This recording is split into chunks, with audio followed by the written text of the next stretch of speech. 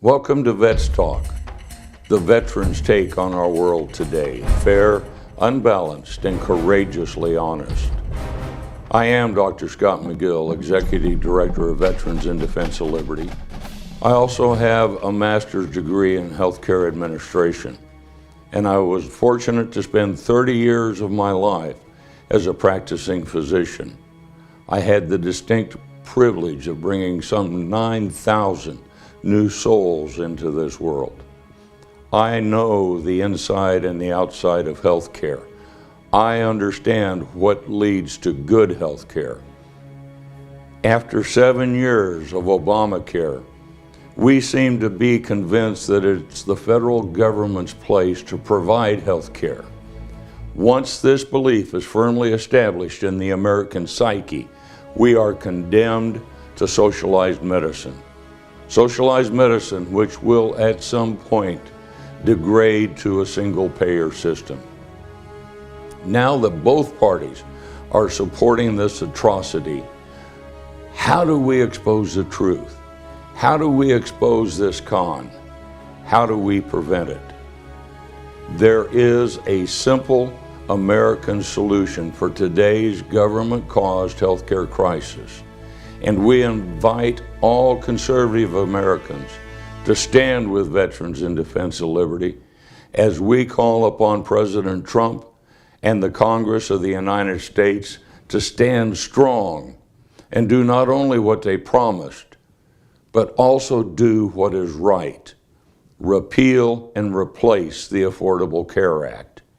It's an unbelievably complex subject. Nobody knew that healthcare could be so complicated.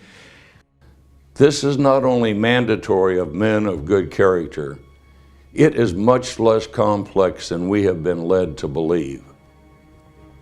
First, though, how did American exceptionalism create the greatest healthcare in the world? The answer is simple: through the free market. When free market capitalism recognized that the primary parties in healthcare were the patient and the physician, and it prescribed that insurance companies compete for the patient's dollars, the result was exceptional care for relatively low cost.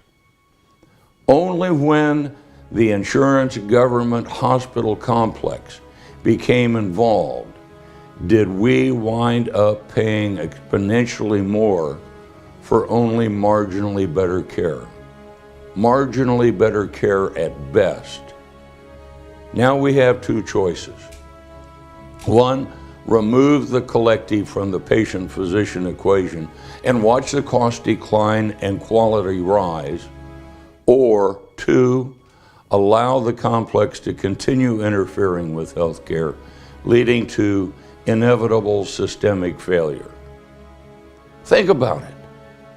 Only with the advent of Obamacare did government play any significant role in our personal health care.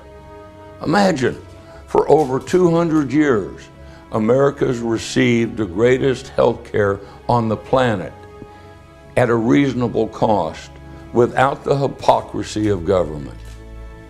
And now our House and Senate behave as they have always been involved in health care, and that they must continue intruding in this most personal aspect of our lives, our health care.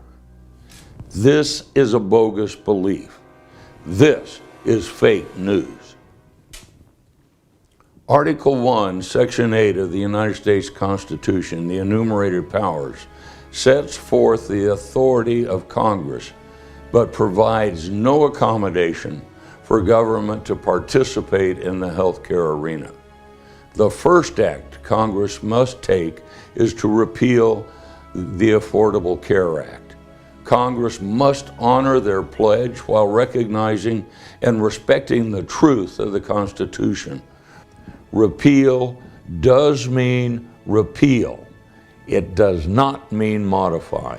By definition, means to revoke, to rescind, to cancel, to reverse, to annul, to nullify, to declare null and void, to quash, to abolish, to vacate, to abrogate, and to recall. It is an unequivocal term. and Obamacare can easily be repealed virtually with a one-sentence bill. Once repealed, Congress should formulate legislation to allow the free market to work in favor of the consumer by increasing healthcare quality and decreasing cost. As an interstate commerce issue, the sale of insurance across state lines would constitutionally augment the free market. National legislation would help provide incentives for state insurance commissions to adjust their rules and regulations, enhancing the insurance market free access across their respective state lines. This will be using the congressional power to regulate interstate commerce in the most positive way for the greatest benefit of all Americans. Additionally, Congress should support the development of patient co-ops. Through such large co-ops, Americans will be able to reap the benefits of the economies of scale provided by the free market. This will not only regain our ability to choose our own physician, but also to purchase insurance that best suits our individual needs, unencumbered by the arbitrary restrictions placed upon us by our government and the insurance companies.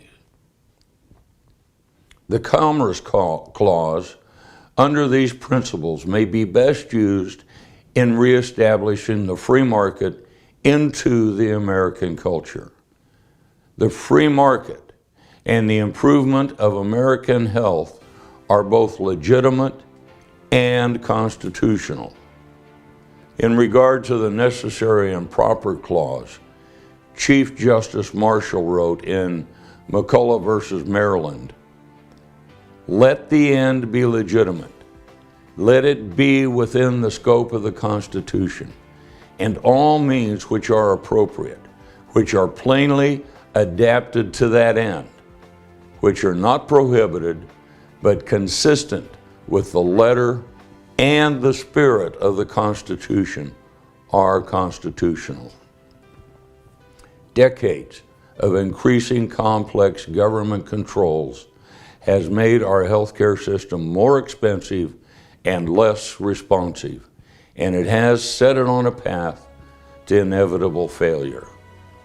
By applying the American values of free choice and free markets, Congress has the opportunity right now, at this moment in time, to restore control of the healthcare system to the consumer, to the patient.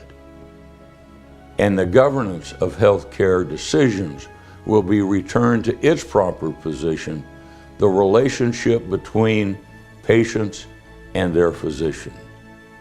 If our elected officials do anything less than to return the free market to the healthcare system, we must be suspect of their motives. This is such a simple solution, even Congress should be able to understand it. And I call upon you, stand with Veterans in Defense of Liberty. Call the White House, call both your senators, call your congressmen, and tell them, return health care to the free market. Tell them to do what they were elected to do and why we all turned out at the polls in November 2016. We didn't turn out for them to continue meddling in the healthcare market. This has been Vets Talk, fair, unbalanced, and courageously honest.